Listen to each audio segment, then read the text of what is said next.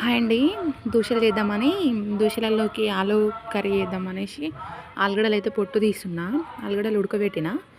ఇక పిల్లలకైతే ఆలు మసాలా కాకుండా ఏదో ఆలు ఫ్రై లాగా మామూలుగా చేద్దామనేసి అట్లా అయితే చేస్తున్నా.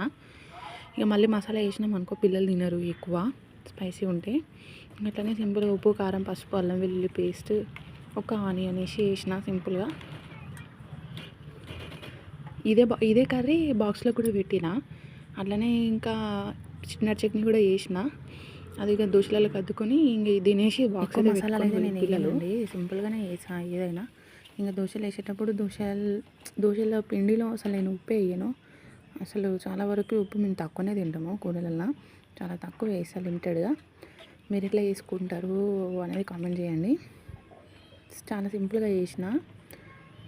Thank you so much.